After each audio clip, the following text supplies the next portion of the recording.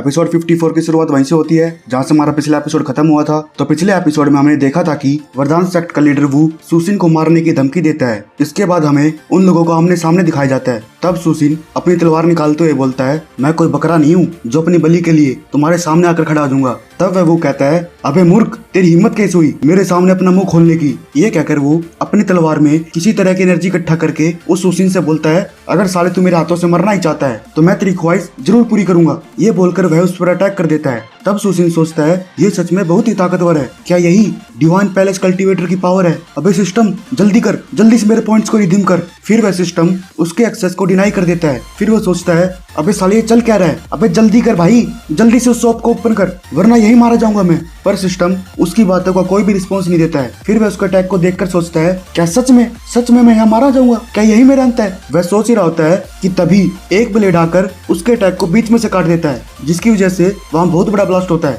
तब वह वो सोचता है, क्या आखिर ये कैसे हो सकता है? उसी वक्त हमारे वो की एंट्री होती है। फिर वह हंसते हुए बोलता है, एक डिवाइन पैलेस कल्टीवेटर यहाँ सिर्फ एक रिफाइन मॉडल कल्टीवेटर को मारने के लिए आया है। यह सच में बहुत ही शर्म की बात है। अगर ये बात पब्लिक के सामने आ गई तो भाई तेरी रेपुटेशन का क्या होगा? फिर वह वो कहता है, क्या तुम गवर्नमेंट के काम से यहाँ पर आए हो? तब वह वो कहता है, अरे नहीं, मैं तो यहाँ तुझे मारने के लिए आया हूँ। ये कहकर वह उस पर अपने बॉल से अटैक कर देता है। फिर वह वो कहता है, साले तेरी हिम्मत कैसे हुई मुझ पर अटैक करने की? वह आगे बोलने जा ही रहा था पर तभी उसके बॉल्स बहुत ही स्पीड से उसके साइड से निकल जाते हैं। फिर वह अपने लोगों से कहता है, जल्दी से इसे डॉज करो। लेकिन उन बॉल्स की स्पीड इतनी तेज होती है कि उनके पलक झपकाने से पहले ही वह उन सभी लोगों के गले के आर पार हो जाता है। इसके बाद वो मिंग अपने अंकल का नाम लेते लेते वहीं शहीद हो जाता है। तब वह वो किंग कहता है, तुम्हारा वरदान सेक्ट तुम्हारे मास्टर के मरने के बाद सच में बहुत ही कमजोर हो गया है। क्या तुम्हारे सेक्ट में से किसी ने भी उस 4 स्पीड स्वॉर्ड टेक्निक को मास्टर नहीं किया है? ये सच में बहुत ही शर्म की बात है कि तुम्हारी व्हाइट टाइगर टेक्निक को, जो कि उन 4 ग्रेट स्पिरिचुअल स्वॉर्ड में से एक है, उसे वरदान सेक्ट के द्वारा रिजेक्ट किया गया। फिर वह वो उसे उंगली करते हुए बोलता है, तुम साले आखिर हो कौन?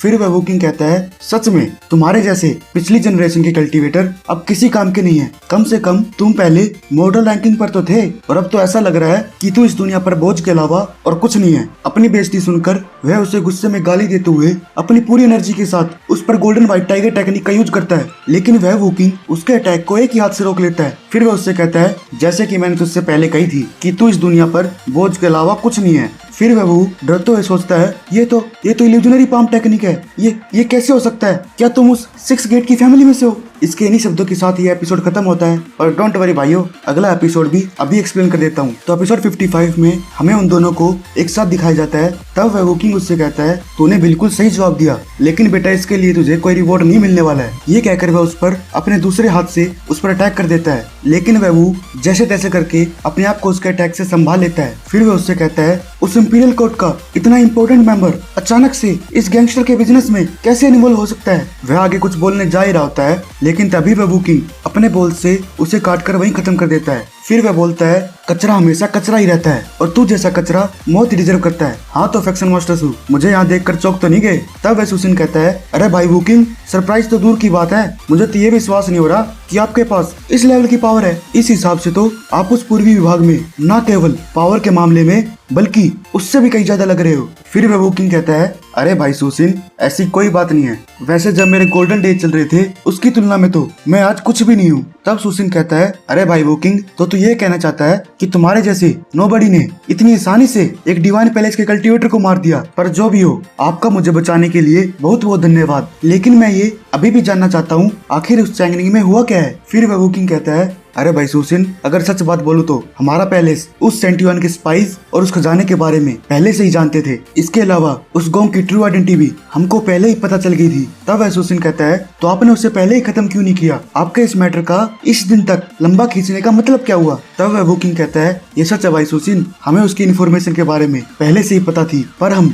उन बचे हुए लोगों की आइडेंटिटी के बारे में बिल्कुल नहीं जानते थे। हमें बिल्कुल नहीं पता था कि उनमें से कौन कौन उस गोंग के साथ था। हमारे पैलेस ने तो इस चाइनिंग सिटी पर नजर रखने के लिए 2 साल पहले ही ऑर्डर दे दिए थे। हम बस उन्हें पकड़ने के लिए एक मौके का इंतजार कर रहे थे, लेकिन हमें ये बिल्कुल भी एक्सपेक्ट नहीं था कि ये सब 2 साल के बाद होगा। फिर सुसिन कहता है, अच्छा ये बात है, चल छोड़ भाई वो किंग। वैसे भी अगर वो गोंग और वो चच्चा उस पैलेस में नहीं मरते तो भी वे दोनों इस चाइनिंग सिटी से बाहर निकल ही नहीं पाते। लेकिन फ्रस्ट्रेट करने वाली बात ये है कि मैं और चाइनिंग सिटी के कुछ फैक्शंस जो वास्तव में इनोसेंट है, उनके मरने से वो ब्लेम हम पर आ गया है। फिर वह वोकिंग कहता है, फैक्शन मास्टर सू, प्लीज आप मुझे इन चीजों के लिए ब्लेम ना ही दे तो अच्छा है। आपको शायद ध्यान नहीं कि मैंने जब एलिगेंट शॉर्ट सेक्ट की गॉडेस की एटीट्यूड के बारे में पूछा था, उस समय मैं वास्तव में आपको हिंट दे रहा था। तब वह सुसिन सांस छोड़ते हुए बोलता है, ये अब सच में बहुत लेट हो गया। फिर वह वोकिंग हंसते हुए बोलता है, अरे भाई अब ऐसा मटिंडी समूह क्यों बना रहा है? मुझे तो यकीन ही नहीं हो रहा कि तुझ जैसा आदमी इतनी टेंशन में कैसे हो सकता है,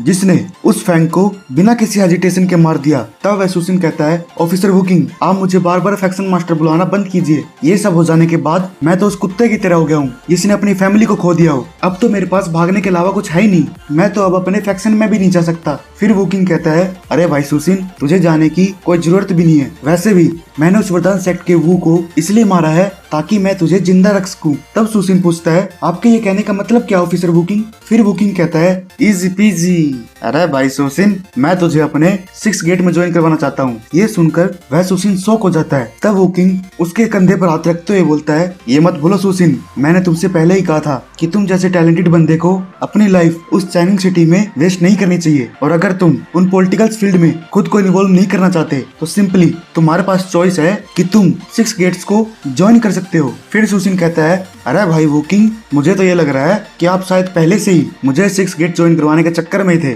तब वोकिंग हंसते हुए बोलता है, अरे भाई सुसिन बिल्कुल, क्योंकि मुझे तेरी एबिलिटी पर पूरा विश्वास है कि तू डेफिनेटली हमारी टाई फैमिली को सरप्राइज जरूर करेगा। फिर सुसिन कहता है, ऑफिसर वोकिंग जितना मैं 6 गेट को जानता हूँ वो बिल्कुल भी सिक्योर जगह नहीं है। वहाँ सच में पावर के मामले में बहुत स्ट्रगल है और अनएक्सपीरियंस लोगों के लिए तो वहाँ के लोगों से कोई कंपैरिजन ही नहीं है। और यदि मैं सच में 6 गेट में एंटर होता हूँ तो मैं तो उस पंचिंग बैग की तरह बनकर रह जाऊंगा। फिर वोकिंग कहता है, अरे भाई सुसिन ये बता कि स्ट्रगल कहाँ पर नहीं है? हालांकि हमारी फैमिली उस 6 गेट में सबसे पहली फैमिली है, लेकिन फिर भी ऐसे बहुत से लोग हैं जो हमारी उस पोजीशन को छीनना चाहते हैं। तो मैं समझ सकता हूँ कि तुम इसलिए डर रहे हो कि 6 गेट में ज्वाइनिंग करने के बाद कि कहीं तुम सर्वाइव ना कर पाओ, पर अनफॉर्चुनेटली तुम पहले से ही ब्लैक लिस्टेड हो, इसलिए वो 6 गेट ही तुम्हारी एकमात्र चॉइस है। इसके बाद सुसिन बोलता है, ब्लैक लिस्टेड? मैं समझा नहीं ऑफिसर वोकिंग, आखिर आप कहना क्या चाहते हो? फिर वोकिंग कहता है, अरे भाई सुसिन शायद तुझे इस बारे में ना पता हो, लेकिन तुम एक पहले रिफाइन मॉडल कल्टीवेटर हो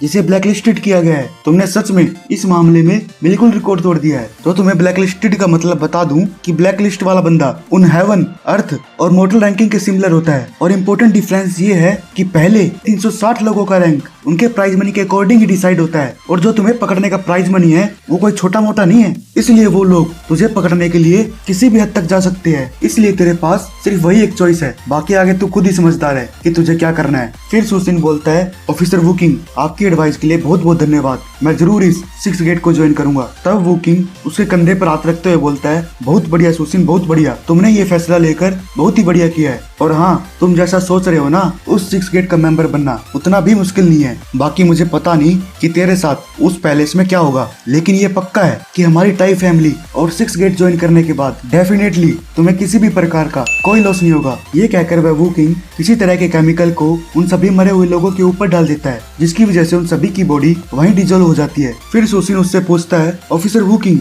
आपने ऐसा क्यों किया? तब वह वोकिंग कहता है, अरे भाई सुसिन, हमें अनवांटेड प्रॉब्लम से बचने के लिए ऐसा करना ही ठीक है। और वैसे भी तुम 6 गेट के बारे में जितना जानते हो ना, वो उससे कहीं ज्यादा है, जो तुम्हें धीरे धीरे सब समझ में आ जाएगा। फिर वह सुसिन उससे पूछता है, ऑफिसर वोकिंग क्या वो 6 गेट्स मेरे नाम को ब्लैक लिस्ट से इरेज कर सकते हैं? तो गाइस इसी के साथ हमारा एपिसोड समाप्त होता है। फिर मिलते हैं नेक्स्ट एपिसोड में।